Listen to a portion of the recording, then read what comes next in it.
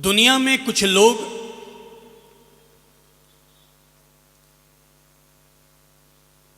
किसी को कुछ देकर खुश होते हैं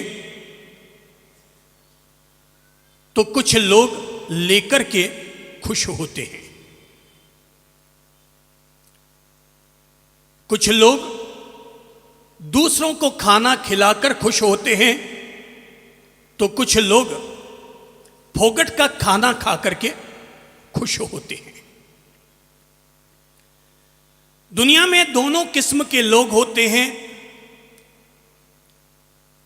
कुछ लोग यह मानते हैं कि ईश्वर ने आज बड़ी कृपा की, जो मेरे हाथ से आज कुछ दान पुण्य हुआ।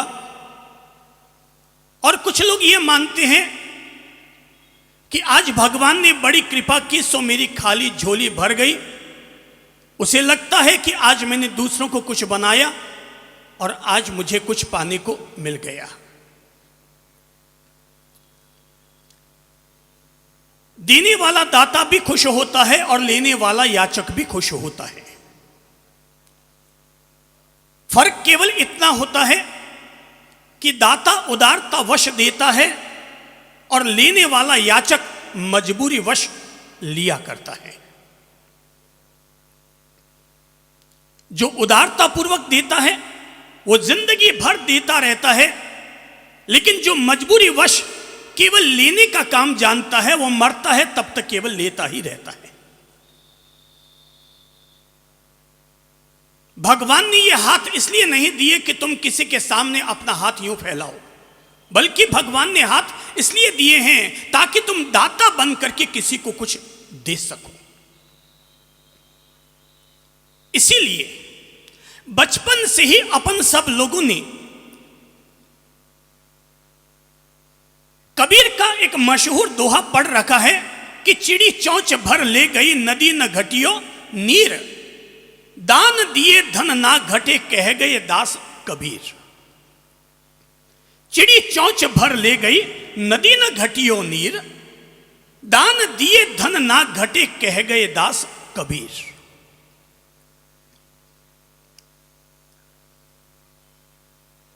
आज मैं जो कुछ कहूंगा उसका उद्देश्य केवल यही रहेगा कि हम में से हर किसी व्यक्ति में देने का संस्कार जरूर पड़े।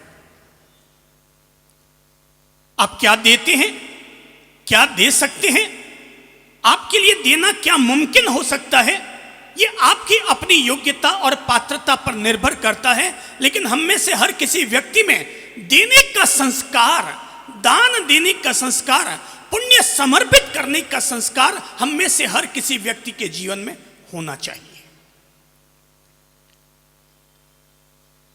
एक महान संत आहारचर्या करने के लिए निकले।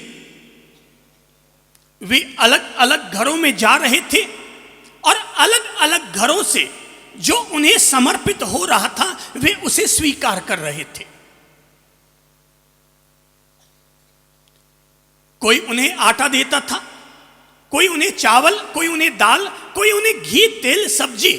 जिसके घर की जैसी सहूलियत होती वो उस संत की झोली में वैसा डाल रहा होता।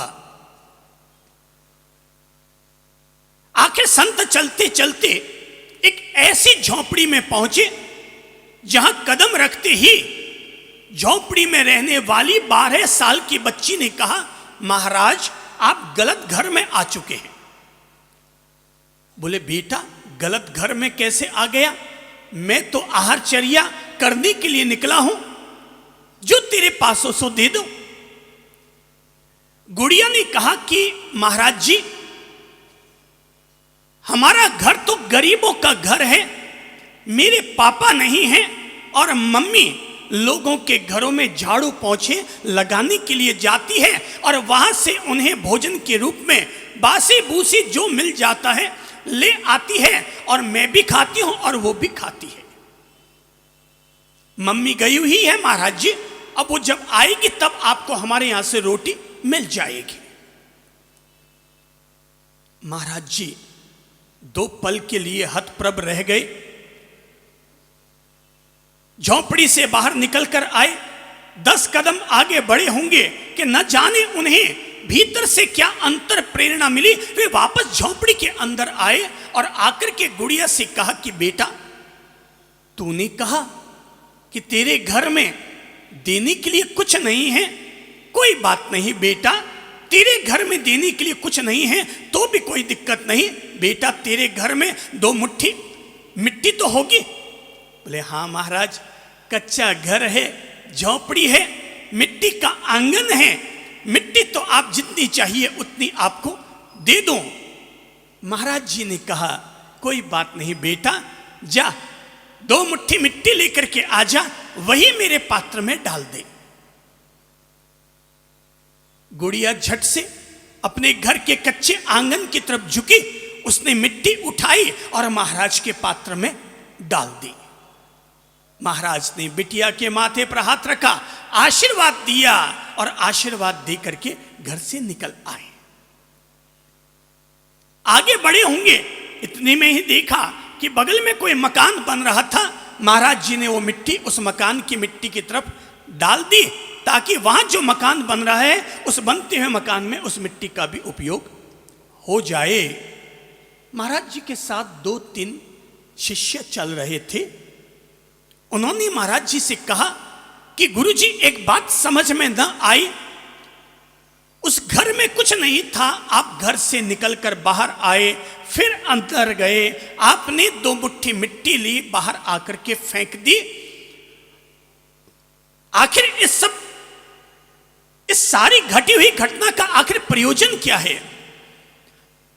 महाराज जी ने जीवन का एक रहस्य उजागर करते हुए कहा कि बच्चों, मैंने उस बिटिया से 2 मुट्ठी मिट्टी ली क्योंकि उस बिटिया के पास इसके अलावा इस समय देने के लिए और कुछ नहीं था, पर मैंने ये सोचकर मिट्टी ली कि भले ही आज उसके पास कुछ ना हो, लेकिन कम से कम एक संत घर पर आए तो उसके जीवन में किसी को कुछ देने का संस्कार तो जरूर पड़े। बस इसी भाव से मैंने उसके हाथ से ये 2 मुट्ठी मिट्टी ले ली। कम से कम उसके जीवन में किसी को कुछ देने का संस्कार तो पड़े। वो एक गरीब घर में पैदा हुई है, उसके पिता नहीं है, मम्मी झाड़ू पोंछे लगा रही है, इसलिए उसमें देने का कोई संस्कार नहीं है। मैंने 2 मुट्ठी मिट्टी उससे इसलिए ले ली ताकि उसमें देने का संस्कार तो पड़े। अरे मेरे बच्चों, मैंने उससे इस भाव के साथ ये 2 मुट्ठी मिट्टी ली थी कि आज अगर उसमें देने का संस्कार पड़ गया तो आज वो 2 मुट्ठी मिट्टी दे रही है। भगवान ने कल अगर उसकी सुनी तो मिट्टी देने का भी उसे भगवान फल अवश्य देगा, और आने वाले कल को वो किसी को 2 मुट्ठी गेहूं भी अवश्य देगी। और एक दिन ऐसा आएगा कि जिसके घर से आज मिट्टी दी जा रही हो, कल जिसके घर से गेहूं दिए जा रहे हो, आने वाले कल को ये भी मुमकिन है कि उसके घर से रुपयों के सिक्के और सोने के मोहरे भी दान में दी जाती रहे। इसीलिए मैंने उससे मिट्टी ली। मुद्दे की बात यह नहीं है कि उसने क्या दिया, मुद्दे की बात यह है हमारे सीखने के लिए कि हम में से हर किसी व्यक्ति के जीवन में देने का संस्कार जरूर पड़े। सूरज देवता कहलाता है, क्यों? चंद्रमा देवता कहलाते हैं, क्यों? नदी देवता कहलाती है, क्यों? अरे और तो और वृक्ष तक देवता कहलाते हैं, आखिर क्यों? वो इसलिए देवता कहलाते हैं क्योंकि सूरज रोशनी देता है, इसलिए देवता कहलाता है। चंद्रमा शीतलता देता है, इसलिए देवता कहलाता है। नदी हमें पानी देती है, इसलिए देवता कहलाती है। वृक्ष हमें छाया और फल देते हैं, इसलिए वो देवता कहलाते हैं। जो देता है वो देवता, जो देता है वो देवता, और जो केवल इकट्ठा करके रखता है, केवल इकट्ठा कर करके रखता है। मैंने यही सुना है कि जो केवल इकट्ठा करके रखता है, ऐसे मूंजी जीवड़े ही मर करके राक्षस बनते हैं।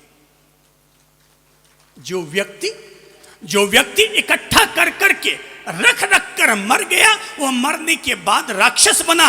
लेकिन जो आदमी जिंदगी भर लोगों को फूल पाखुरी देता रहा देता रहा देता रहा, अपने इस एक अकेले दान के प्रभाव से व्यक्ति का मरने के बाद देवता बनना तय है। अपने इस अकेले एक पुण्य के कारण, इस एक संस्कार के कारण उसका देवता बनना तय है, क्योंकि जो देता है वही देवता कहलाता है। लोग भगवान की पूजा करते हैं, क्यों? इसलिए लोग कहते हैं वो सांवरिया सेठ है।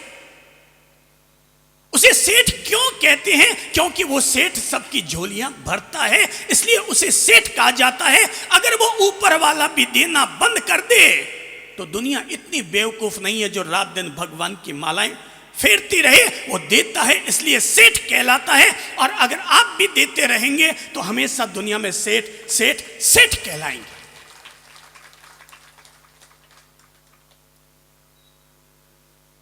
भगवान महावीर ने कहा था, परस्परोपग्रहो जीवानाम, हम सब धरती पर रहकर एक दूसरे पर अनुग्रह करें, एक दूसरे पर अपनी करुणा बरसाएं और इस धरती को स्वर्ग जैसी सुंदर बनाएं। महात्मा गांधी हर रोज गुनगुनाया करते थे, क्योंकि वो वैष्णव थे। महात्मा गांधी वैष्णव थे, इसलिए वो हर रोज ये गीत गुनगुनाया करते थे कि वैष्णव जन तो तेने कहिए जे पीर पराई जाने रे।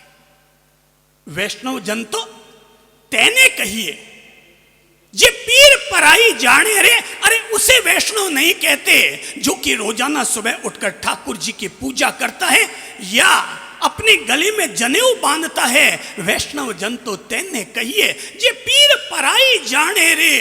अरे पर दुखे उपकार करे तो ये मन अभिमान न आने रे। वैष्णव जन तो तेने कहिए। जहां मैंने कहा वैष्णव जन तो तेने कहिए, अब इस बात को चाहे जिस धर्म के साथ जोड़कर कह दो, अरे जैनी जन तो तेने कहिए ये पीर पराई जाने रे। पर दुखे उपकार करे तो ये मन अभिमान न आने रे। जो दूसरों की पीड़ा का हरण करता है वही व्यक्ति जैन होता है, वही व्यक्ति वैष्णव होता है। अरे जैन और वैष्णव तो क्या, जो दूसरों की पीड़ाओं का हरण करता है वही व्यक्ति तो सच्चा इंसान होता है।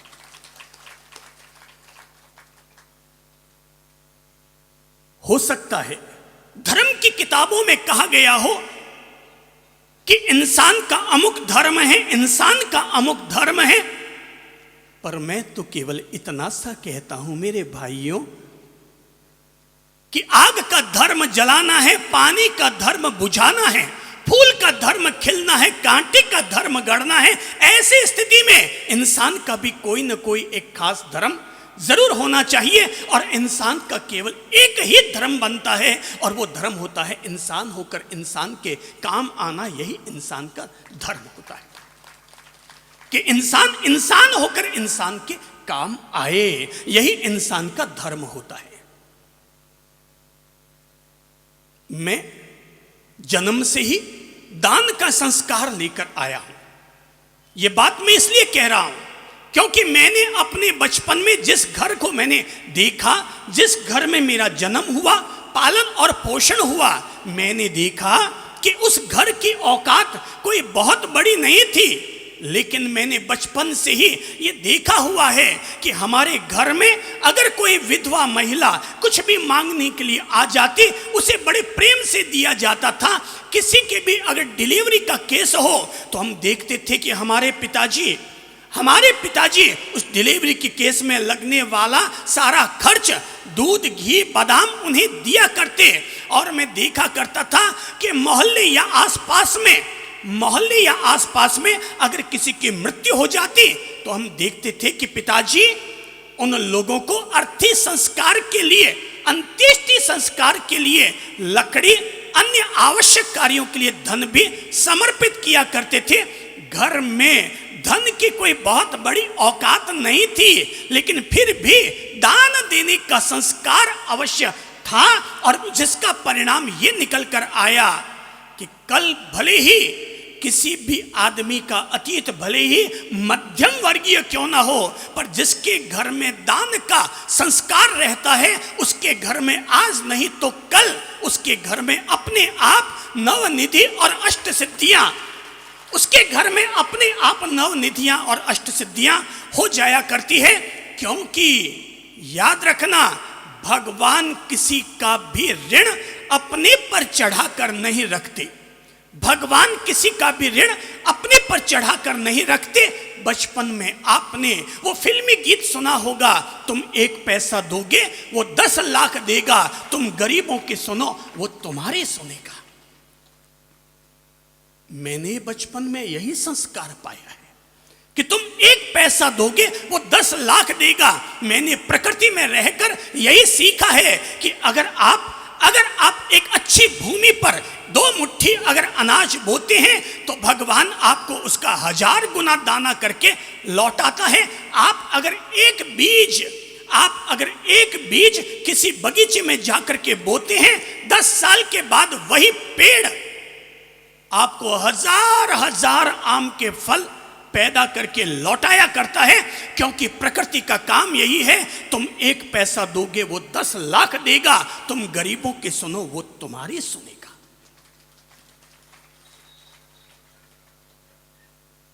मैंने हिंदू धर्म से एक बात सीखी है, और मैंने हिंदू धर्म से एक बात यह सीखी है कि कहते हैं कि हिंदू धर्म यह बताता है कि सुबह सुबह विधाता 4 बजे, सुबह विधाता 4 से 5 बजे के बीच ब्रह्म मुहूर्त में जिसके भाग्य में जो होता है उसको देने के लिए निकला करते हैं। और वे सारे ब्रह्मांड की यात्रा करके, सारे ब्रह्मांड की मात्र 1 घंटे में यात्रा करके जिसके भाग्य में जो होता है सो देख करके चले जाया करते हैं। पर मैंने हिंदू धर्म से यह सीखा है मेरे भाई बहनों, और सीखा यह है कि विधाता जिसके भाग्य में जितना होता है उतना ही देते हैं। पर जिस व्यक्ति ने अपने जीवन में औरों के दुख दर्द दूर करने के लिए अपनी ओर से दान पुण्य किया है, विधाता उसके खाते में 10 गुना, 100 गुना और 1000 गुना करके लौटाया करते हैं। एक बात तय है, 31 मार्च को किसके घर में कितना रहेगा, इकट्ठा करोगे तब भी उतना रहेगा, और दान करोगे तब भी उतना ही रहेगा। अगर तुमने दान कर दिया तो तुम्हारे इस जन्म और अगले जन्म के लिए भाग्य और प्रारब्ध की व्यवस्था हो गई, और अगर दान नहीं किया तो एक सेठानी से कहा, ओ भाई साहब, ये बेचारी एक गरीब बहन है, आप बड़ी सेठानी हैं, मर्सिडीज कार में आती हैं, इसकी थोड़ी हेल्प कर दो, इसका बच्चा स्कूल में पढ़ रहा है, थोड़ी इसकी हेल्प कर दो। सेठानी ने कहा, बाप जी, ऊंट की गर्दन लंबी है तो इसका मतलब यह नहीं कि उसे कटवा दिया जाए। ऊंट की गर्दन बड़ी और लंबी है तो इसका मतलब यह नहीं कि कटवा दिया जाए। अरे जो सेठानी ये कह बैठी कि ऊंट की गर्दन अगर बड़ी है तो इसका मतलब यह नहीं कि कटवा दिया जाए, मैं अगर मर्सिडीज कार में चलती हूं तो इसका मतलब यह नहीं कि आप कहें और मैं किसी गरीब को अपना पैसा, अपना पर्स निकाल कर दे दूं। भाई बहनों, देने वाला देगा, नहीं देने वाला नहीं देगा। पर मुझे इतना जरूर पता है, तुम दोगे तब भी 31 मार्च को उतना ही रहेगा, और नहीं दोगे तो भी 31 मार्च को तुम्हारे बैंक खाते में उतना ही रहेगा जितना तुम्हारे भाग्य में तुम लिखा कर लाए हो। पर अगर नहीं दिया ना तो पैसा अपने निकलने का रास्ता जरूर निकालेगा।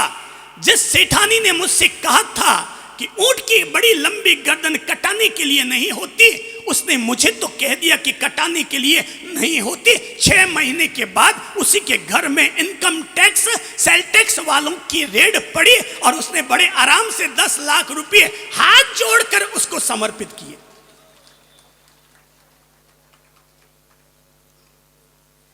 देना तो पड़ेगा, देना तो पड़ेगा। फर्क केवल इतना है, एक कोई व्यक्ति भूखा गरीब आया है, वो आपके सामने हाथ जोड़ करके आपसे मांगता है, और देना तो पड़ेगा। फर्क केवल इतना है। कि एक भूखा आया है, वो आपसे हाथ जोड़कर लेना चाहता है, और सेल टैक्स, इनकम टैक्स वालों को आपको हाथ जोड़कर देना पड़ता है। देना तो पड़ेगा, देना तो पड़ेगा, सेल टैक्स, इनकम टैक्स वालों को देना पड़ेगा।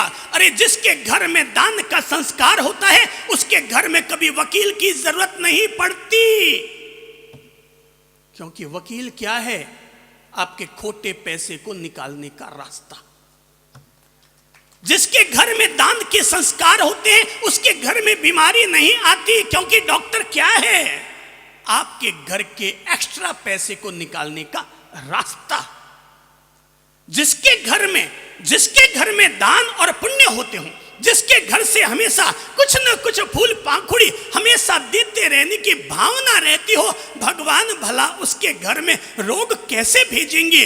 अगर वो वेदनीय कर्म सघन बंधवा कर आया है, तब भी भगवान उसके शरीर को, उसकी आत्मा को, उसके मन को फिर भी स्वस्थ रखने का कोई न कोई उसे मनोबल और आत्मबल देते रहेंगे। मैंने कहा, आज मैं जो कुछ कह रहा हूं वो बहुत दया, करुणा और सद्भावना से, अनुकंपा से प्रेरित होकर के आप लोगों से कह रहा हूं, और कहना यह चाहता हूं कि भाई लोगों, जिसके घर से भी दान का संस्कार अगर रहता है, जिसके भी हाथ में दान पुण्य का संस्कार बना हुआ रहता है, याद रखना, जिस भी मंदिर में जाओगे भगवान की मूर्ति को हमेशा इसी दशा में पाओगे, जिसका मतलब है आशीर्वाद, और आशीर्वाद उन्हीं को तो मिलता है जो ईश्वर के नाम पर कुछ समर्पण किया करता है। गए, मम्मी पापा को धोख लगाया और समझते हैं आशीर्वाद मिल गया, दिन भर तो उनका जी बाढ़ते हो और ऊपर से सुबह जाके धोख लगाते हो, तो कोई आशीर्वाद मिलने वाला है? अरे ईश्वर के आशीर्वाद तब मिलते हैं जब ईश्वर के नाम पर समर्पण करते हैं। मैंने कहा, मैंने जिस घर में जन्म लिया है वहां मैंने दान का संस्कार देखा है, जन्म से देखा है। मैंने अपने घर की गरीबी को भी देखा है, अपने घर की अमीरी को भी देखा है, और मैं मानकर चलता हूं घर की अमीरी में भाग्य का परिणाम नहीं रहा, हमारे घर में पलने वाला ये दान का संस्कार ही उसका आधार बना। इसलिए दाता बनो, जो देता है वो देवता कहलाता है। खाया पिया अंग लगेगा, दान दिया संग चलेगा। खाया पिया अंग लगेगा, दान दिया संग चलेगा, बाकी बच्चा जंग लगेगा। खाया पिया अंग लगेगा, कुछ खाओगे पियोगे नहीं। घर में जाते हैं लोगों के यहाँ आहार चर्या करने के लिए, सामने क्या मिलता है? लौकी की सब्जी रोटी। अरे यार कुछ खाओ पियो तो अंग लगेगा, ले दे के वही एक सब्जी रोटी, केवल पैसा भेड़ा कर करके रखते रहते हो। खाया पिया अंग लगेगा, दान दिया संग चलेगा। खाया पिया करो भाई, दाल चावल पापड़ भी सिखाया करो, थोड़ी सलाद भी खाया करो, दही भी लिया करो, एक आध आइटम मिठाई का भी खाया करो। बेटे लोग दूसरों के यहाँ जिमने जाते हैं तब तो 36 आइटम खाते हैं, और घर में केवल वही 2 आइटम में अपना काम निकालते हैं। भाई साहब, खाया पिया अंग लगेगा, खाओगे पियोगे तो अंग लगेगा। बेड़ा कर करके जाओगे ना तो क्या होगा? जंग लगेगा। खाया पिया अंग लगेगा, दान दिया संग चलेगा, बाकी बच्चा जंग लगेगा। कोई आदमी किसी भी कैटेगरी का क्यों ना हो, कोई आदमी किसी भी कैटेगरी का क्यों ना हो, चाहे आप सेठ हो, चाहे ये माइक वाला हो, चाहे ये संगीत वाले हो, चाहे आप सुनने वाले हो, चाहे हम बोलने वाले हो, खाया पिया अंग लगेगा, दान दिया संग चलेगा, बाकी बच्चा जंग लगेगा। आज अगर आप एक नेताजी हैं, कुछ कर करा के चले जाओगे तो दुनिया आपको याद करेगी, और नहीं कुछ किया तो भूतपूर्व तो होना ही हो भाई साहब, आज नहीं तो कल। भूतपूर्व तो होना ही है आज या कल, बस फर्क केवल इतना पड़ेगा, दुनिया के लिए कुछ करके चले जाओगे तो भूतपूर्व नहीं रहोगे बल्कि अभूतपूर्व बन जाओगे। अगर दुनिया के लिए कुछ करके जाओगे तो अभूतपूर्व बन जाओगे। भाई साहब जी, देने का संस्कार हमारे भीतर जरूर होना चाहिए। याद कीजिए अतीत को कि अपन लोग किस संस्कृति में जन्मे हुए लोग हैं। याद कीजिए अपनी इस संस्कृति को कि अपन लोग किस संस्कृति में जन्मे हुए लोग हैं। अरे उस संस्कृति में अपन लोगों का जन्म हुआ है जहां पर अगर एक कबूतर जान बचाने के लिए शरणागत बन जाता तो राजा शिवी अपनी जंगा का मांस भी काट करके दान दे दिया करता था। अपन लोग उस संस्कृति में जन्मे हुए लोग हैं कि अपनी जांग का मांस काट करके दे दिया जाता था। आज हमारे देश में सबसे बड़ी विडंबना यह है कि लोगों को उसकी अतीत का धरोहर नहीं समझाया जाता, अतीत का इतिहास नहीं समझाया जाता। इतिहास के नाम पर या तो अकबर, बाबर, हुमायूं ले दे करके इन लोगों को यही सब सूझता है। नेगेटिव बातें दुनिया को मत पढ़ाओ, दुनिया को वे पॉजिटिव बातें पढ़ाओ जिससे कि इंसान के जीवन का निर्माण हो सके। याद कीजिए अपनी इस अतीत की संस्कृति को कि जहां पर दानवीर खड़ा है सूर्य भगवान की अर्चना करने के लिए और सूर्य को जल समर्पित कर रहा है, और उस समय स्वयं इंद्रदेव महाराज आकर के उससे दान मांगते हैं और दान में उससे उसका अमर कवच और कुंडल मांग लेते हैं। धन्य है यह हमारे भारत की धरती जहां पर महादानवीर कर्ण जैसे लोग हुए जो अपने यहां पर मांगने के लिए आने वाले लोगों को अपना जीवन भी कुर्बान करने के लिए तैयार हो जाते हैं। अरे जब उनसे कहा जाता है, सूर्यदेव स्वयं आकर कहते हैं, बेटा सावधान कर्ण, कल तुमसे इंद्र आकर के छल करेगा, वो कल तुमसे आकर के तुमसे तुम्हारा जीवन मांग लेगा, बेटा कल दान मत देना। कर्ण ने कहा, पिताश्री ऐसा मुमकिन नहीं हुआ कि दानवीर कर्ण के पास कोई व्यक्ति मांगने के लिए आए और वो वहां से निराश होकर के लौट जाए। अरे इतिहास याद करेगा कि दानवीर कर्ण के पास स्वयं महाराज इंद्र चल करके आए और उनके सामने याचक बन करके खड़े हुए। जीवन तो एक न एक दिन मिटना है, जीवन तो एक न एक दिन जाना है, लेकिन इतिहास गवाह रहेगा कि कभी इंद्र महाराज को भी दान लेने के लिए किसी के पास जाना पड़ा और वो एक इंसान के रूप में पैदा होने वाला कर्ण इंद्र से भी महान निकला जिसने देवताओं को भी दान दिया।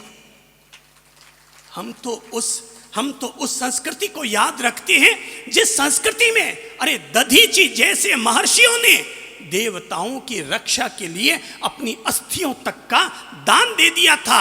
अरे विचार करो मेरे भाई, विचार करो, भगवान महावीर ने जब संन्यास लिया था तो संन्यास लेने से पहले वे जानते थे त्याग महान है, वे जानते थे कि वैराग्य महान है, वे ये भी जानते थे कि साधना महान है, लेकिन वे इससे भी पहला ज्ञान ये रखते थे कि त्याग, वैराग्य और साधना, इनसे पहले जिस पगथिये पर पांव रखना जरूरी है वो है दान का सोपान, दान का पगथिया। और उस पायदान पर महावीर ने कदम रखा, साधना के लिए कदम बाद में उठाया और 1 वर्ष तक याचकों को, गरीबों को, जरूरतमंद लोगों को मन चाहा उनको दान देते रहे। इसलिए महावीर के द्वारा दिया गया दान वर्षीय दान कहलाता है, जो कि उन्होंने संन्यास लेने से पहले दिया था। साल भर तक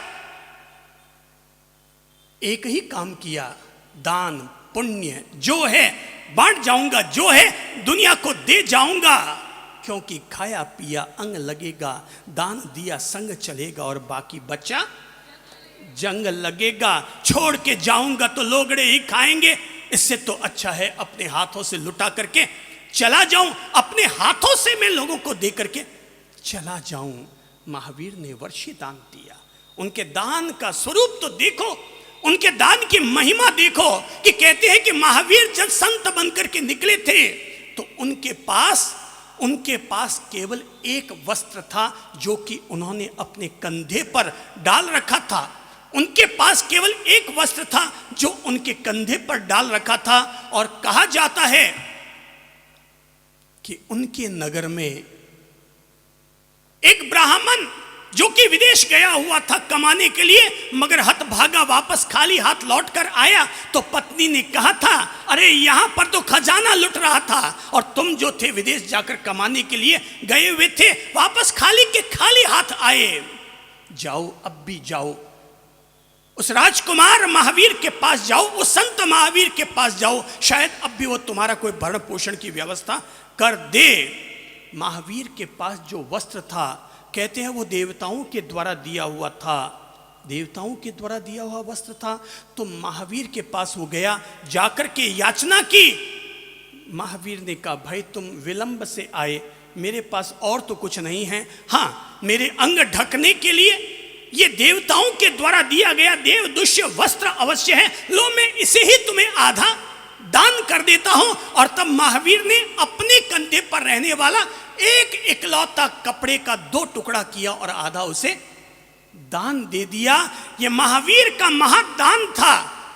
और कहते हैं जब वो कपड़ा बेचने के लिए गया तो कपड़े वाले ने कहा कि ये कपड़ा अगर तुम आधा लाए हो तो 10,000 सोनैया मिलेंगी, पर अगर पूरा कपड़ा ले आओ तो 1.25 लाख सोनैया मिल जाएंगी।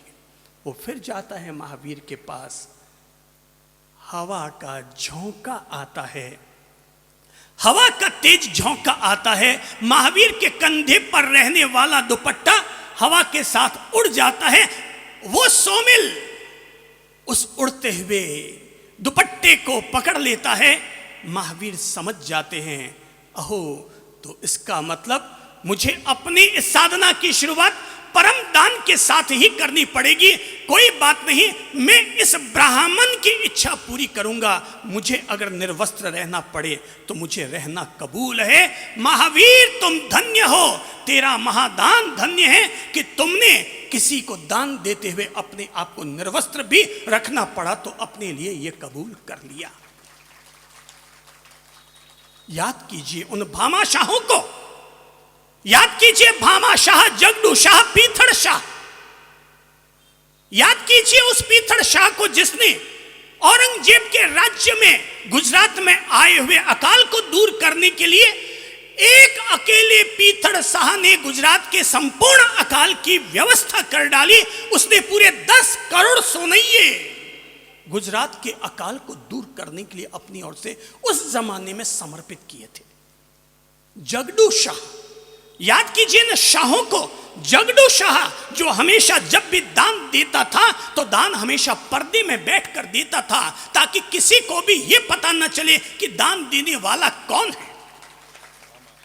जगडू शाह पर्दे के पीछे बैठ करके दान देता था, ताकि अगर सड़क से गुजरे तो लोग ये अनुग्रह न माने कि साहब, सेठ साहब, आपके कारण मेरा घर फल रहा है, पल रहा है। नहीं, पर्दा आगे लगाते थे, फिर दान दिया करते थे।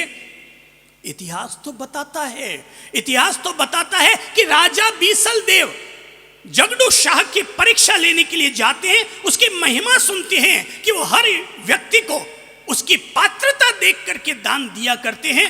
तो बीसल देव वेश बदलकर दान देने के लिए वहां पहुंचते हैं और जैसे ही पर्दे के अंदर हाथ डालते हैं, जगडू शाह का उस हाथ पर जैसे ही ध्यान जाता है, चौंक जाते हैं। अरे ये हाथ तो किसी बहुत बड़े संभ्रांत व्यक्ति का होना चाहिए, ये हाथ तो जरूर किसी न किसी बड़े राजा चक्रवर्ती जैसे हाथ की रेखाएं लग रही है। ये यहाँ दान मांगने के लिए नहीं आया, ये कुछ और करने के लिए आया है। तब कहते हैं जगडू शाह ने अपने हाथ में पहने हुए 1.25 करोड़ के हीरे की अंगूठी को निकाला और उस राजा बीसल देव के हाथ में अंगूठी समर्पित कर दी, अंगूठी समर्पित कर दी और राजा चला गया। और राजा जब चला गया तो राजा ने जगडू शाह को बुलाया और कहा कि आखिर तुम मनवांछित देते हो, मैंने तुझसे कुछ मांगा नहीं, फिर तुमने ये अंगूठी कैसे दे दी? बोले राजन, आपके हाथ को देखकर, आपकी पात्रता को देखकर कि राजा अगर मेरे दर पर आया है, इस हाथ की रेखाएं मुझे कह रही थी ये हाथ वाला व्यक्ति जरूर राजा होगा। आपके हाथ की रेखाएं ये बोल रही थी, और राजा मेरे दर पर कुछ लेने के लिए आए, उसके सामने मेरी क्या औकात, इसलिए मैंने अपने हाथ की 1.25 करोड़ की अंगूठी राजा बीसल देव तुम्हें समर्पित कर डाली। ये जगडू शाह, ये भामा शाह, कहते हैं भामा शाह ने महाराणा प्रताप के बारे में जब ये सुना कि वो राजा एक ऐसा मेवाड़ का राजा कि जो अपने देश के आन बान शान रखने के लिए अगर जंगलों में भी खाक छाननी पड़ रही है वो खाक छान रहा है और घास की रोटी खा करके अपने दिन गुजार रहा है, वो आज भी चाहता है कि वो अपने देश के आन बान शान रखे, लेकिन उसके पास धन की कमी हो गई। तब कहते हैं भामा शाह ने आज हिंदुस्तान का सारा देश उस महान सेठ का सदा अभिनंदन करता है और सदा अभिनंदन करता रहेगा। इस देश के लिए जितना सम्मान रामकृष्ण महावीर और बुद्ध के लिए है उतना ही सम्मान उस भामा शाह के लिए, और जितना हम लोग छत्रपति शिवाजी लक्ष्मीबाई और महाराणा प्रताप को महान मानते हैं उतना ही उस दानवीर को महान मानते हैं, क्योंकि भामा शाह ने तब महाराणा प्रताप को इतना धन समर्पित किया, इतना धन समर्पित किया कि 12 साल तक 25,000 लोगों को रोज भोजन खिलाया जा सके, इतना बड़ी तादाद में भामा शाह ने महाराणा प्रताप को दान दिया था। प्रेरणा लेने के लिए अगर प्रेरणा दूं तो याद कीजिए, हम अपने ही युग को याद करते हैं। लोग कहते हैं विदेशी लोग धन के पीछे पागल होते हैं, पर मैं प्रेरणा लेने के लिए कहूँगा, इस समय दुनिया का सबसे अमीर आदमी, हमारे वर्तमान युग का सबसे बड़ा अमीर आदमी, जिसका नाम है बिल गेट्स। सबने नाम सुन रखा है, बिल गेट्स, जिसने ये समझकर कि आखिर तो मुझे भी शरीर छोड़कर जाना है, मैंने जिंदगी भर धन ही धन का अर्जन किया, आखिर छोड़कर जाना है, और मेरे पास इतना धन हो गया है, इतना धन हो गया है कि उस धन से मैं 10 देशों का पालन कर सकूं, इतना मेरे पास धन हो चुका है। तो मैं छोड़कर मर कर जाऊं और लोग मेरे धन का दुरुपयोग करें, इससे तो अच्छा है मैं खुद अपनी जीती जी अपने धन को चैरिटी के काम में लगाता हूं। और तब उस आदमी ने अपनी कमाई में से जितना धन उसने अर्जित किया उसका 90% भाग, कितना कहा मैंने, 90% भाग उस व्यक्ति ने 90% भाग चैरिटी के काम के लिए, दान के लिए, कैंसर हॉस्पिटलों को बनाने के लिए, हार्ट की हॉस्पिटलों को बनाने के लिए, बड़े बड़े इंटरनेशनल लेवल के विद्यालय और यूनिवर्सिटियों को बनाने के लिए उस आदमी ने अपने 28,000 करोड़ डॉलर, रुपये नहीं, कितने, यह सुनना बहुत आसान है, 28,000 करोड़। मैंने तो आज तक अपनी जिंदगी में 28 करोड़ भी नहीं देखे हैं। 28,000 करोड़ रुपए की उस व्यक्ति ने चैरिटी की। हम अपने हिंदुस्तान के ही गौरव व्यक्ति को लेते हैं, विप्रो के चेयरमैन अजीत जी प्रेम जी, जिसने 8,000 करोड़ रुपये चैरिटी के काम के लिए निकाले हैं। अभी हम अजमेर में थे, हमें बताया गया, बहुत सारे लोग हमारे पास बैठे थे, तब हमारे सामने एक ऐसे व्यक्ति को लाया गया जिस व्यक्ति ने हमें कहा था कि साहब मैं भूखे मर रहा था, मेरे पास खाने के लिए रोटी नहीं थी, और तभी मैंने देखा कि सामने वहां पर कबूतर दाना चुग रहे थे, वहां पर एक बाई बैठी हुई मक्की के दाने बेच रही थी। उसने मुझसे कहा, ए भाई तेरे पास खाने को रोटी नहीं है तो कोई बात नहीं, 10 पैसे की मक्की खरीद ले और कबूतरों को डाल दे, 10 पैसे की मक्की खरीद ले और कबूतरों को डाल दे। पता नहीं मेरे क्या जच गई, मैंने कहीं से भी 10 पैसे मांग करके कबूतरों को दाना डाल दिया। शाम तक मैंने 50 पैसे कमा लिए। पता नहीं मुझे कबूतरों को दाना डालने का ऐसा सुकून मिला।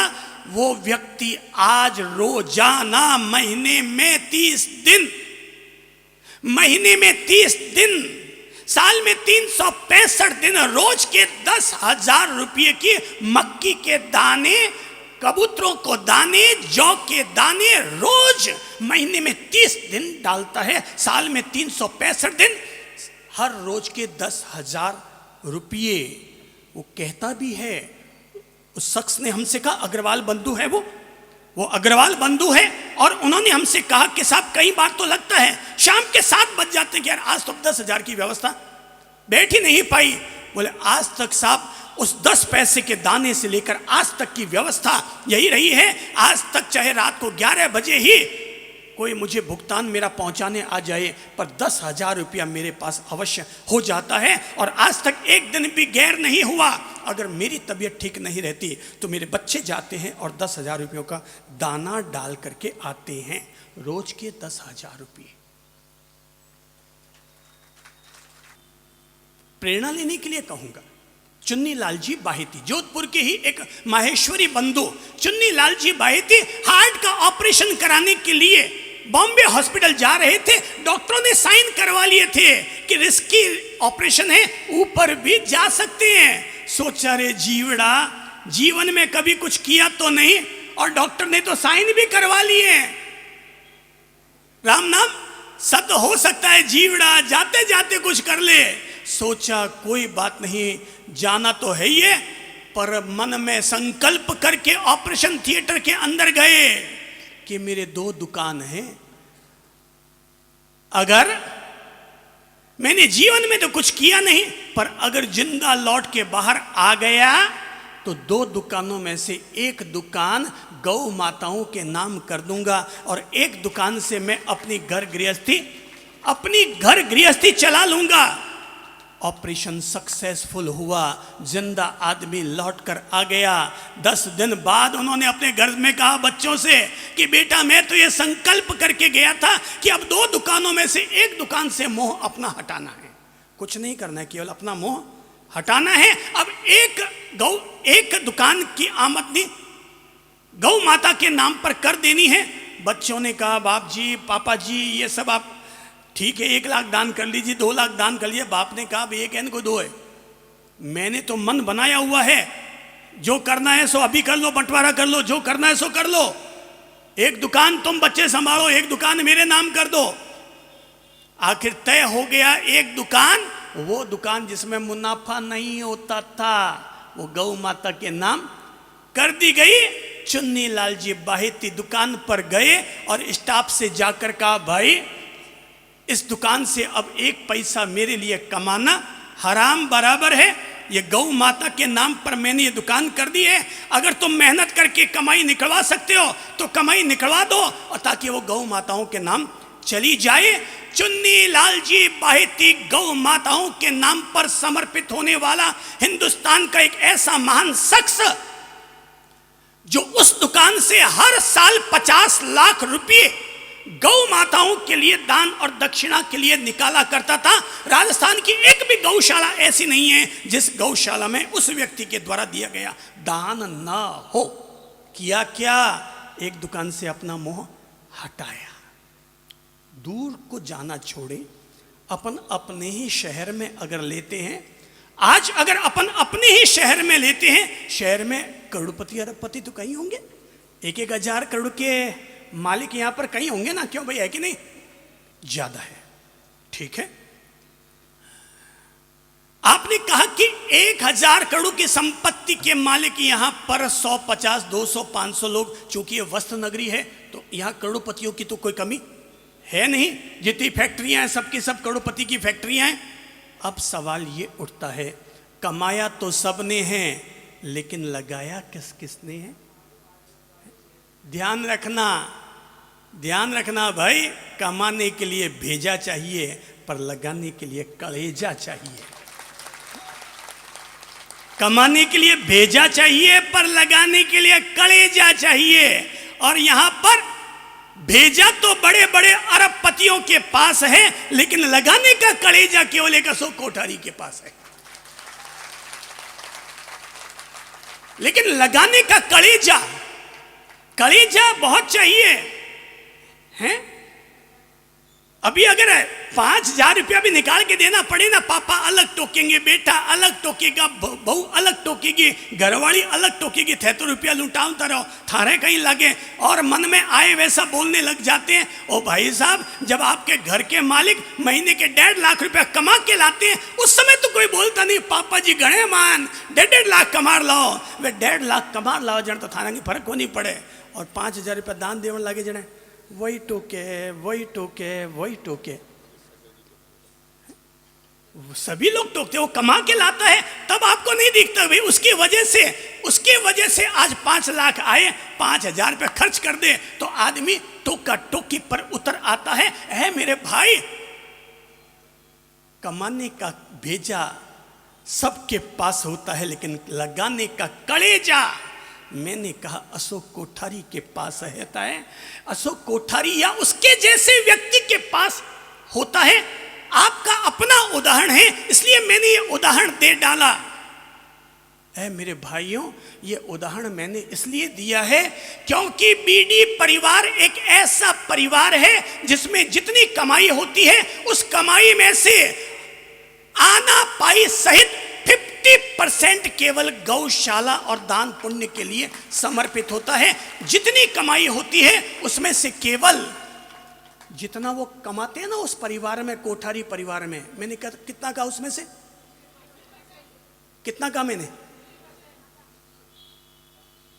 आधा, 50%। और अब तक हमारी जिंदगी में 20 उदाहरण हमने ऐसे अपने सामने देखे हुए हैं उस व्यक्ति के लिए कि हमारे पास आई थी एक भाई साहब आए और आकर के कहा साहब मेरे बेटे का अहमदाबाद में हार्ट का ऑपरेशन होने वाला है, मैं आपसे हेल्प मांगने के लिए आया हूं। अशोक कोठारी की मिसेज हमारे पास बैठी हुई थी, सुशीला जी। तो उनकी धर्मपत्नी से कहा कि भाई अशोक जी कोठारी, बाप जी ने कहा कि भाई इसको थोड़ा 5,000 रुपये इसकी हेल्प कर दो। उसने कहा हाँ बाप जी अभी व्यवस्था करती हूँ। ऑफिस फ़ोन किया, पति ने फ़ोन उठाया, कहा कि बाप जी ने कहा है कि वो कोई एक भाई को भेज रहे हैं, उसको 51 रुपये दे देना। तो बोले क्यों, क्या बात है? तो बोले उसका हार्ट का ऑपरेशन कराना है तो उसके 1.5 लाख का खर्चा होगा, तो बाप जी ने अपन लोगों को कहा 51 रुपये उसे दे देना। अशोक कोठारी छूटने का कि बाप जी ने तुम्हें कहा 51 रुपये देते हुए, तो तुम्हें वापस ये बोलने का सूझा नहीं कि 5100 क्यों साहब, हम पूरा का पूरा ऑपरेशन ही हम करवा देंगे, पूरा का पूरा ऑपरेशन ही हम करवा देंगे। और तब उस शख्स को वहां फैक्ट्री भेजा गया, उससे कहा गया कि आप जाइए अहमदाबाद और जिस हॉस्पिटल में आपको करवाना है वहां चेक सीधा हम लोग बैंक से सीधा वहां पर पैसा ट्रांसफर करते हैं। एक बार हम लोग बैठे हुए थे, उस समय बरसात नहीं बरसी थी, गौशालाओं में घास की बहुत जरूरत थी और हम लोग किसी एक शहर में थे। हमारे पास कुछ गौशालाओं वाले आए थे घास की व्यवस्था कराने के लिए। आए तो हमने उनको उस समय 5100 रुपये अपनी ओर से उनको दिलाए और कहा अभी आप 5100 लेकर जाइए, हम 1-2 दिन में आपके लिए घास की गाड़ी की व्यवस्था बैठा देते हैं, ये 5100 रुपये आप हमारी व्यवस्थाओं में जो लगता है उसमें से आप लेकर के चले जाइए और 1-2 दिन में आपकी व्यवस्था कर देंगे। संजोग की बात, अब अगले का भला होना था। उसी समय अशोक जी कोठारी और उनका छोटा भाई नरेश जी कोठारी दोनों हमारे पास आए, आकर के बैठे और हम आपस में बात करने लगे तो गौशाला वाले भी वापस बैठ गए। जब उनको 51 रुपये दिलाया गया तो अशोक जी ने पूछा बाप जी ये किस चीज़ के लिए है? बोले भाई घास की बहुत कमी पड़ गई है तो एक काम 51 रुपये। बोले भाई घास की कमी है क्या, गौशाला में घास नहीं है? बोले साहब आज सुबह की भी घास हमारे पास नहीं है। बोले ठीक है आप जाइए पूरी घास की गाड़ी खरीद लीजिए, जितना पैसा लगता है मुझसे मंगवा लीजिए। और हाथों हाथ उन्होंने वहाँ पर वो 37,000 या 40,000 जो भी उस घास की गाड़ी के लगे दे दिए। ऐसे मैं तो 20 घटनाएं इस तरह की उस व्यक्ति के लिए बता सकता हूँ, सुना सकता हूँ। मैं उदाहरण दूंगा, मेरे सामने बैठे हैं सुनील जी जागेटिया, ठीक है। हमने जब पिछली बार यहाँ पर थे तो मैंने कहा यहाँ के भीलवाड़ा की सारी गौशालाओं के लिए अपन लोग एक काम करते हैं, सब लोग 100-100 का नोट निकालो और उसमें डाल देते हैं। उनकी बेटी यहीं बैठी थी तो अनुकृति नाम है शायद उसका, यही नाम है क्या प्रभु? अनुकृति। तो बोले कि उसने सुना कि जो समर्थ है वो 1000 डाल दो, जो असमर्थ है वो 100 का नोट डाल दो। बस उसने सुना, वो घर गई और घर जाते ही अपना गुल्लक फोड़ा, और गुल्लक फोड़ करके जो पैसा निकला वो हमारे पास लेकर आई और आकर कहने लगी, बाप जी, गुरु जी, ये मेरे गुल्लक में से निकला है। और उस समय कितने हजार निकले होंगे प्रभु जी? कितने निकले होंगे? मुझे मतलब एक अच्छी राशि वो लेकर के आ गई। मैं इसे कहता हूं भाई दान का संस्कार है ये दान का संस्कार है कि एक बच्ची अपना गुल्लक फोड़ कर भी गौशालाओं के लिए लेकर के चली आई, जरूरतमंद संस्थानों के लिए लेकर के चली आई। देखिए मेरे सामने एक शख्स बैठे हैं, वो सामने बैठे हैं, देखिए एक दादाजी जरा खड़े होइए। तो ये दादाजी बिमल दास जी तनरेजा, पाकिस्तान से हिंदुस्तान में आए बलूच के हैं। अभी 3 साल पहले उदयपुर में जब हमारा चातुर्मास हुआ, तब से लेकर अब तक इनके पास 10 तो मर्सिडीज कारें होंगी, अच्छे संपन्न सॉलिड पार्टी। हमारे संपर्क में आए, जुड़ते चले गए। आज हमारे जरिए लाखों रुपए हर महीने खर्च करते हैं दान पुण्य में। और इतना ही नहीं, 2 साल पहले इन्होंने जब बताया कि साहब मेरे पास 20 बीघा जमीन है उदयपुर के पास में ही, वहां पर गेहूं उगाता हूं, ये करता हूं, वो करवा देता हूं। हमने कहा दादाजी आपके पास इतना पैसा पड़ा है कि रखने के लिए जगह नहीं है, तो एक काम किया करो ना। बोले आदेश दो बाबा, जो आपका आदेश होगा वो सब सिर माथे। तो हमने कहा आदेश दें? बोले दीजिए आदेश, आपके आदेश की पालना होगी। हमने कहा जाओ, अब 20 बीघा जो जमीन है उसमें अपने लिए गेहूं उगाने की बजाय गायों के लिए घास उगाओ और अपने ट्रकों की व्यवस्था करवा करके अपने द्वारा अलग गौशालाओं में 20 बीघा जमीन में जितना घास उगे सारा गौशालाओं को दे दो। जमीन तो वैसे भी 4 साल में 4 गुनी हो ही जाती है, जमीन के पैसे तो वैसे भी 4 साल में 4 गुने हो जाते हैं। और ये शख्स 20 बीघा जमीन केवल गुरुजी का आदेश था, इसलिए इन्होंने इस बात के लिए समर्पित कर डाली कि आज के बाद इस जमीन पर जो भी उगाऊंगा गायों के लिए घास उगाऊंगा और अपने ट्रक खुद लगवा करके वो गायों का घास गौशाला में भिजवाते हैं। कल की ही बात मुझसे कह रहे थे, गुरुजी अभी एक 15 बीघा जमीन और ली है, आपका क्या आदेश है? अभी उसमें 15 बीघा जमीन ली है, करीब 7 से 8 ट्रक उसमें गेहूं उगता है, आपका क्या आदेश है? मैंने कहा गेहूं तो सारी दुनिया उगा लेगी धंधा करने के लिए, आप तो दे दो गायों के नाम पर। मरने जाओगे, 80-85 वर्ष के हो गए, साल 2 साल 5 साल और रहोगे, जमीन को बाद में बेटा तो कैसे निपटाएगा? आप अपने हाथों से जीते जी कुछ न कुछ करके चले जाओ। बोले बाबा जैसा आपका आदेश। और कल फिर यही निर्णय हुआ, 15 बीघा जमीन में भी गायों के लिए घास रज का उगाऊंगा। ये बलूची हैं, जिंदगी में पहले जो कुछ किया सो किया, पर 3 साल से मांसाहार नहीं करते, 3 साल से मदिरा पान नहीं करते, 3 साल से अरे इतना ज़्यादा शाकाहार अपना लिया। अब इन्हें अहिंसा से इतना ज़्यादा प्रेम हो गया कि पाँव में जूते भी चमड़े के नहीं पहनते, हाथ में घड़ी भी चमड़े की नहीं पहनते, बेल्ट भी चमड़े का नहीं लगाते। इतने अहिंसा प्रिय और दया प्रिय व्यक्तित्व बन गए। और ये सामने बैठी है ना आशा जी पालीवाल, हम गए थे राजसमंद और आशा जी पालीवाल से कहा था, और ये बात में यहाँ के मंजू जी पोखरना, ललिता जी समदानी और नवीन जी सबनानी जो यहाँ पार्षद बैठे हैं, मैं सब लोगों से कहूँगा आप लोग इस बात से प्रेरणा लीजिए।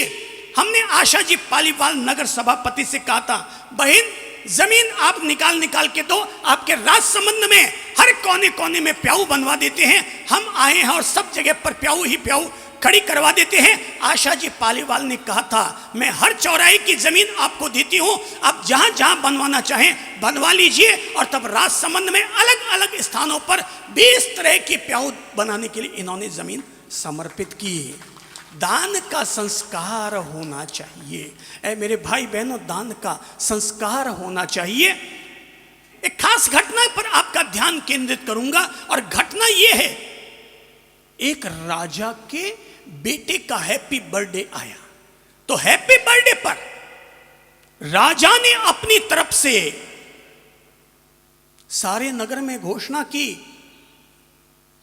कि मैं अपने बेटे का हैप्पी बर्थडे मनाऊंगा, जो भी उसमें गिफ्ट देना चाहे ला करके गिफ्ट दे सकता है। और सारे नगरवासियों को उस दिन भोजन राजमहल में ही ग्रहण करना है। ध्यान से सुनिएगा इस घटना को।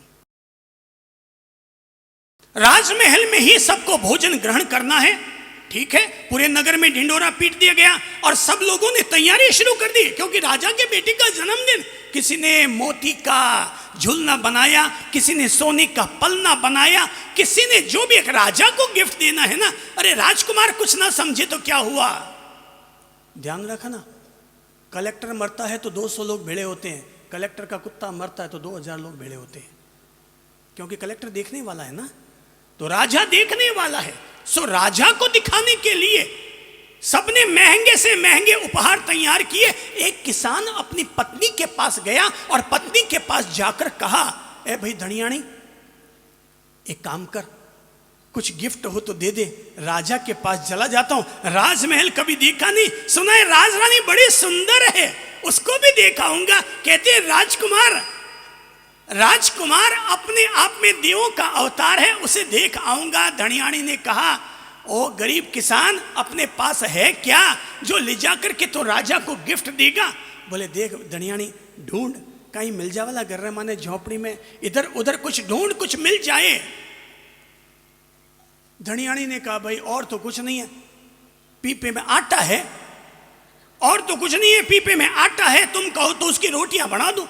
किसान ने कहा, कोई बात नहीं भाई, आदमी के पास जो होता है वही तो वो गिफ्ट करेगा ना, जिसके पास जो होता है वो वही तो गिफ्ट करेगा। बस उसने क्या की, रोटियां बनवा ली, रोटियां ली, अंगोछे में बांधी और घर से रवाना हो गया। और घर से रवाना हुआ तो चलते चलते आगे आया, नगर के करीब आया। जैसे ही चौराहे के करीब पहुंचा तो देखा कि चौराहे के पास एक नेत्रहीन व्यक्ति, अंधा व्यक्ति बैठा है और कह रहा है, माई बाप, इधर से गुजरने वाले माई बाप जरा ध्यान से सुनना, कोई माई बाप हो तो दे दो, 3 दिन का भूखा हूं, अंधा हूं, देख नहीं सकता, कोई इधर से गुजरने वाले माई बाप मेरा पेट की व्यवस्था कर दो, भूखा मर रहा हूं। किसान ने सोचा कोई आदमी भूखा मर रहा है, अरे मेरे पास तो रोटियां बहुत है। धनियाणी ने कई रोटियां बनाकर दी है, अंगोछा खोला, देखा, अरे 11 रोटियां, अरे बहुत, इतनी रोटियों में तो अरे 4 रोटियां इस बेचारे अंधे व्यक्ति को खिला देता हूं। उसने 4 रोटियां उसे खिलाई, पानी पिलाया। अंधे आदमी ने कहा, भगवान तेरा भला करे भाई, भगवान तेरा भला करे। किसान ने कहा, ए अंधे व्यक्ति, ए नेत्रहीन व्यक्ति, अगर तुझे दुआ देनी है तो मुझे मत दे, क्योंकि इन रोटियों पर अधिकार मेरा नहीं, इन रोटियों पर अधिकार उस राजकुमार का है। इसलिए राजमहल की तरफ अपना मुंह करके उसको दुआ दे कि राजकुमार तो चिरंजीव रहे, जो दुआ देनी है उसको दे, क्योंकि मैं उसके निमित्त ये रोटियां लेकर के निकला हूं। राजकुमार के लिए दुआ की गई, वो आगे बढ़ा, आगे बढ़ा, नगर के करीब आ गया। नगर के करीब आया तो देखा कि कोई ग्वाला गाय का दूध निकाल रहा है और दूध निकाल कर चला गया। उसने 2 बूंद दूध भी गाय के बछड़े के लिए नहीं छोड़ा, और गाय बेचारी भूखी मर रही, केवल मुंह चला रही है। उसे दया आ गई, उसे दया आ गई। उसने 2 रोटियां गाय को खिला दी, 2 रोटियां बछड़े को दे दी। गाय ने जैसे 2 रोटी खाई, कहू, उसने कहा 2 रोटियां खाई और की, और करते ही किसान ने कहा, ऐ गौ माता, तू अगर दुआ देना चाहती है इस रोटी के बदले में तो मुझे मत दे, राजमहल की तरफ अपना मुंह कर और उस राजकुमार को अपनी दुआ दे, क्योंकि ये रोटियां मैं उसके निमित्त ही लेकर के निकला हूं। उसने गाय का मुंह राजमहल की तरफ करवाया और गाय ने उधर मुंह चलाते हुए अपना मुंह खोला और एक रंभाने की आवाज की, बछड़े ने आवाज की और किसान फिर वहां से निकल पड़ा। राजमहल के करीब पहुंच गया। राजमहल के करीब पहुंचा तो देखा एक कुत्ता, किसी ने लाठी मारी होगी, बेचारे को लाठी मारी होगी, वो चल भी नहीं पा रहा है, लेकिन भूख के मारे मर रहा है, क्योंकि कुत्ता है, टांगे तोड़ दी किसी ने उसकी, सो वो चल करके अपने रोटी की व्यवस्था नहीं कर सकता। और कौन उसके बेचारे के पास में ला करके रोटी डाले। सो उसने सोचा ये बेचारा मर रहा है, सांस भी नहीं ली जा रही है। उसने अंगोछा खोला, देखा अभी भी 3 रोटियां हैं। सोचा अरे राजकुमार खा के भी कितनी खाएगा, वो तो 2 साल का बच्चा है, वो खा के भी कितनी खाएगा, बेचारे इस कुत्ते को दे दो ना। उसने 2 रोटी कुत्ते को दे दी। कुत्ते ने रोटी खाई, जान में जान आई। कुत्ते ने कहा भौं भौं। किसान ने कहा ऐ कुत्ते राजा, मुझे देखकर मत दे अपनी दुआ, राजमहल की तरफ अपना मुंह करके बोल भौं भौं, अर्थात जियो जियो जियो। किसान अंदर चला गया, अंदर का वैभव देखा, लोगों के उपहार देखे, उसकी तो गिग्गी बन गई। अरे बाप रे बाप, इतने महंगे महंगे उपहार, अरे वहां मेरी रोटी की क्या कद्र होगी। वो तो अंगोछा पहने हुए गया था गरीब किसान, एक कोने में जाकर के दुबक के बैठ गया। सबने अपने अपने उपहार दिए, राजा ने सबके उपहार ग्रहण किए। राजा ने अंत में पूछा क्या सबके उपहार आ गए या किसी और का भी उपहार बाकी है। बोले बस महाराज, सबने अपने उपहार दे दिए। बोले और किसी का बाकी है। सब चुप। राजा ने फिर तीसरी बार पूछा अरे किसी और का भी उपहार बाकी है। किसान ने डरते डरते धीरे से अपना हाथ ऊपर किया, गणी खम्मा अंदाता, गणी खम्मा अंदाता। अरे अंदाता मैं बचेड़ो हूं, अंदाता मैं भी उपहार लाया हूं महाराज। तो इतनी देर से चुप क्यों बैठो है। महाराज डर लगे, महाराज डर लगे, इतना मोटा मोटा उपहार, इतना मोटा राजमहल में तो जिंदगी में कभी नहीं देखो। बोले क्या लाया उपहार, आ गया। और वो किसान डरते डरते आगे आया, घनी खम्बा अंदाता, घनी खम्मा अंदाता, घनी खम्मा। बोले क्या लाया उपहार में। उसने डरते डरते अंगोछा खोला और एक रोटी निकाल करके दी। महाराज ये लेकर के आया। तू राजा के बेटे के लिए रोटी लाया है उपहार में।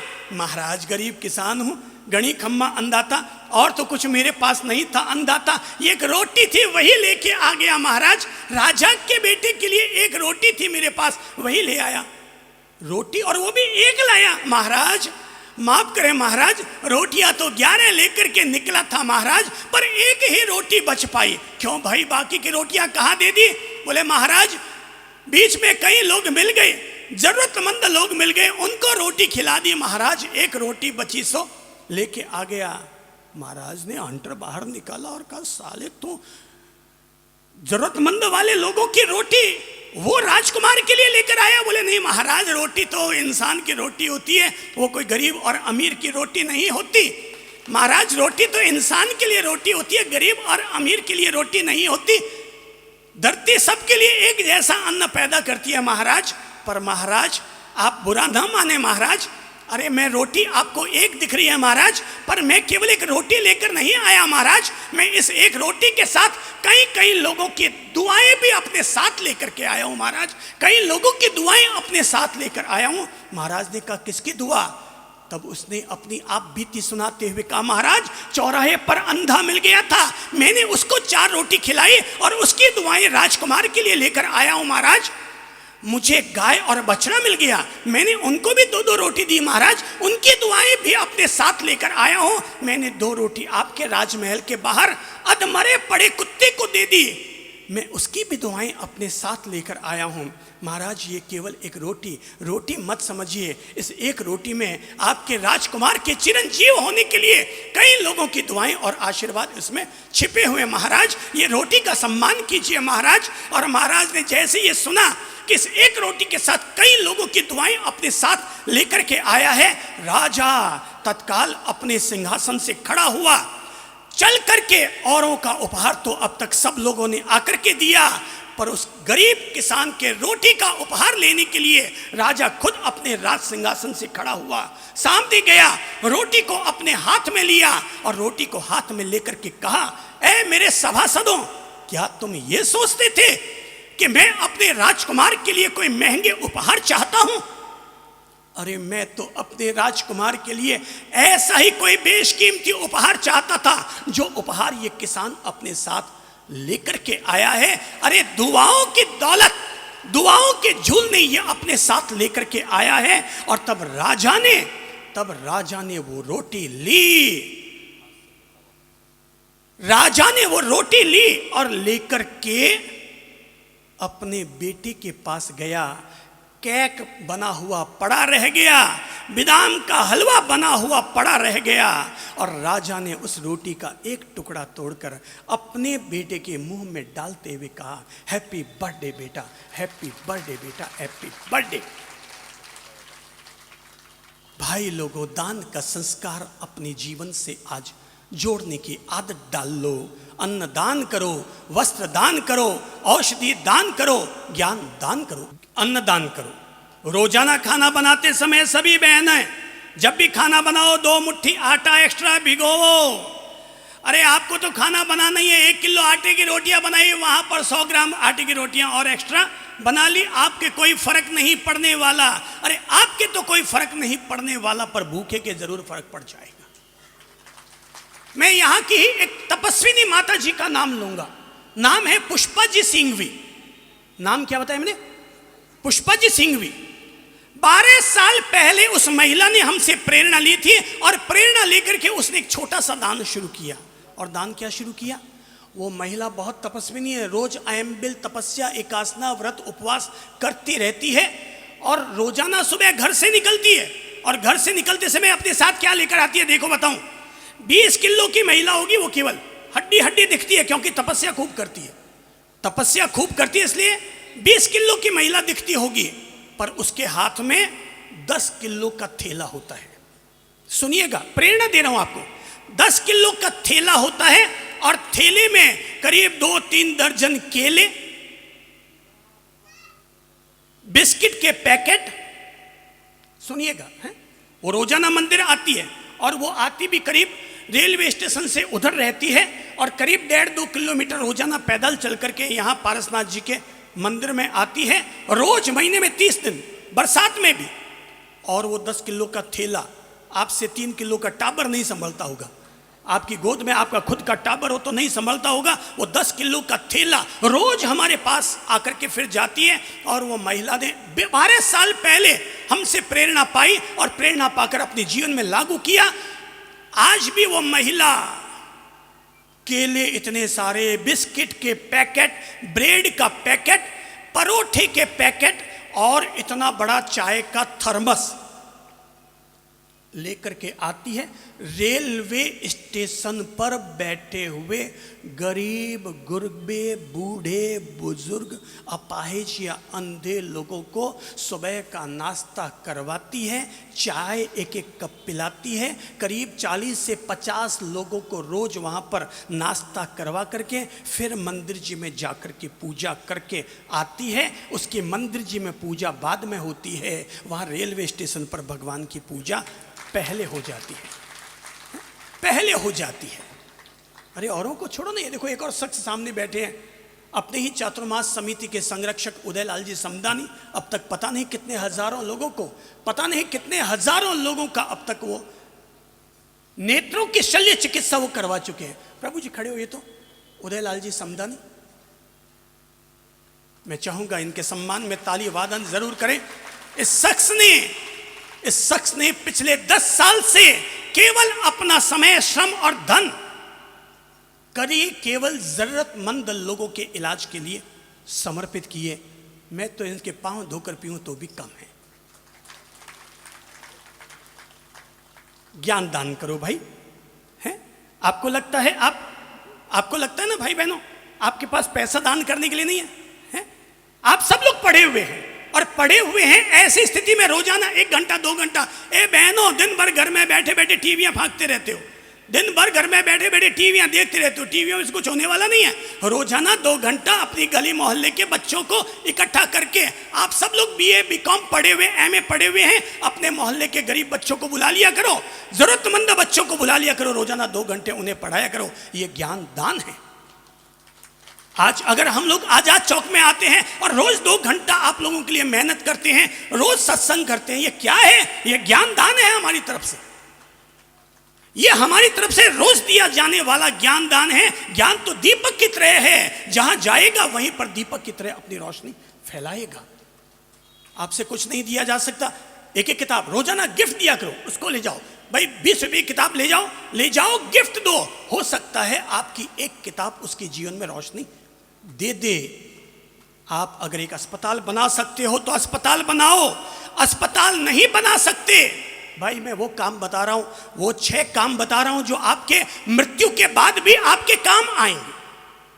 आपकी मृत्यु के बाद भी काम आएंगे। नंबर 1, अगर आप अस्पताल बना सकते हैं अस्पताल बनाइए, विद्यालय बना सकते हैं तो विद्यालय बनाइए। नंबर 2, अगर विद्यालय और अस्पताल नहीं बना सकते तो मंदिर, स्थानक, विद्यालय, चिकित्सालय में अपनी तरफ से कोई एक कमरा बनवा दीजिए अपने दादा दादी मम्मी पापा की स्मृति में। अरे आपके दादाजी मरे ना, तो मरने से पहले 1 करोड़ का प्लॉट छोड़कर गए, आपने उन पर कितना लगाया है अब तक?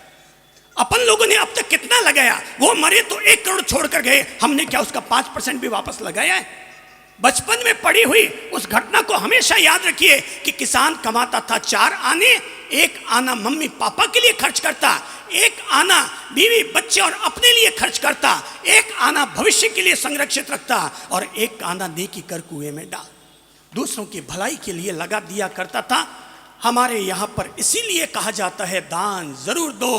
अगर दोगे दान तो ईश्वर के घर से मिलेगा वरदान। अगर दोगे दान तो ईश्वर के घर से मिलेगा वरदान। ऐ मेरे भाई बहनों, ज्ञान दान करो, विद्या दान करो। अस्पताल बना सकते हो अस्पताल बनाओ, नहीं बना सकते स्थायी काम करके जाओ। आप अपनी बिल्डिंग बना के जाएंगे ना, बेटा ही याद करने वाला और कोई याद नहीं करने वाला। आपने अपनी बिल्डिंग बनाई, कितने लोग याद करेंगे? हैं, कितने लोग याद करेंगे? तू, तेरे घर वाले। अगर जनता के लिए बनाकर जाओगे तो सारा शहर याद करेगा, है? सारा शहर याद करेगा। अरे बिड़ला जी मर जाएंगे ना तो भी बिड़लाओं को याद करने वाले लोग रहेंगे, पर अंबानी मर जाएंगे तो उनको याद करने वाला कोई नहीं रहेगा, क्योंकि उन्होंने जो कमाया केवल अपने लिए कमाया, अपने लिए लगाया। बिड़ला लोगों ने देश भर में बिड़ला मंदिर बना करके ईश्वर के नाम पर समर्पित कर डाला। अस्पताल बनाओ, विद्यालय बनाओ, नहीं बना सकते अपने मम्मी पापा दादा दादी की स्मृति में कहीं पर एक कमरा बना दो। नंबर 3, कमरा नहीं बना सकते तो किसी सार्वजनिक स्थान पर एक प्याऊ बना दो। मैं अपने यहां के सारे सभापतियों से कहूंगा, ऐ मेरे भाई बहनों, अगर आप लोग कर सकते हैं अपने नगर के चौराहों की जमीन सरकार से लीजिए और वहां पर प्याऊ बनाने की जवाबदारी हमारी और आप सत्संग प्रेमियों की रही। आप सत्संग प्रेमियों की तरफ से वहां पर प्याऊ बनवा देंगे। सारे शहर में 20 प्याऊ बनवा देंगे। शहर के लोग कभी प्यास से कभी ना मर जाएं। प्याऊ बनाओ मेरे भाई बहनों। और अगर प्याऊ नहीं बना सकते तो चौथा काम, किसी एक हॉस्पिटल में जाकर एक व्हील चेयर दान दे दो। किसी एक हॉस्पिटल में जाकर के व्हील चेयर दान दे दो। अरे प्रेरणा लो, संबोधि महिला मंडल से प्रेरणा लो, जिसने कि यहां पर गवर्नमेंट हॉस्पिटल में आईसीयू गोद ले रखा है। अब तक पिछले 10 साल में 1000 से ज्यादा लोगों को, जरूरतमंद महिलाओं को इन लोगों ने सिलाई का काम सिखाकर और उन्हें सिलाई मशीनें गिफ्ट दी है और उनको अपने पांव पर खड़ा करवाया है। प्रेरणा लो मेरे भाई बहनों। अगर आपको लगता है व्हील चेयर भी नहीं दे सकते तो अपने गली मोहल्ले में एक 10 रुपये का पेड़ लगा दो। वो भी कभी बड़ा होगा, उसके नीचे भी कोई छाया पाने के लिए आएगा। आपके द्वारा दिया गया ये एक पेड़ वो भी आपके काम आएगा। जिंदगी में कभी मौका लगे किसी गरीब के लिए, किसी गरीब की बेटी की कन्यादान की जवाबदारी अपने पर जरूर लीजिएगा। आपने अब तक समाजों में दान तो बहुत दिया है। मैं कहूँगा आपके घर में जो काम करने के लिए नौकर आते हैं, जो आपकी फैक्ट्री में स्टाफ आते हैं, मैं कहूँगा उनमें से आप जिनको सुयोग्य समझते हैं, उनमें से किसी एक व्यक्ति को अपनी ओर से उस ज़रूरतमंद व्यक्ति के रहने के लिए एक कमरा बना करके दे दीजिएगा। देने के 1000 तरीके हैं, जिसको जैसा ठीक लगे कीजिएगा। और किसी को लगता है कुछ नहीं कर सकते तो घर के बाहर पानी का एक मटका रख देना, कुछ नहीं होता आपसे तो घर के बाहर एक पानी का मटका रख देना। गवर्नमेंट पानी फोकट का देती है, एक गिलास रख देना, रोजाना सुबह शाम उसमें ताजा पानी छान करके भर देना। यह भी आपकी ओर से दान हो जाएगा। कुल मिलाकर दान का संस्कार हमारे जीवन में जरूर होना चाहिए। इस बात के साथ अपनी बात खत्म करूंगा कि अगर हम पत्थर फेंकेंगे अपने हाथ से, अगर हम अपने हाथ से पत्थर फेंकेंगे वो 100 फुट तक जाकर गिरेगा। बंदूक से गोली दागेंगे तो 1000 फुट तक जाकर गिरेगा। तोप से गोला दागेंगे तो 5000 फुट तक जाकर गिरेगा। पर अगर किसी गरीब भूखे को रोटी देंगे वो ठेठ बैकुंठ लोक तक, स्वर्ग लोक तक पहुंच जाएगा। कृपया अपने स्थान पर खड़े हो जाइए।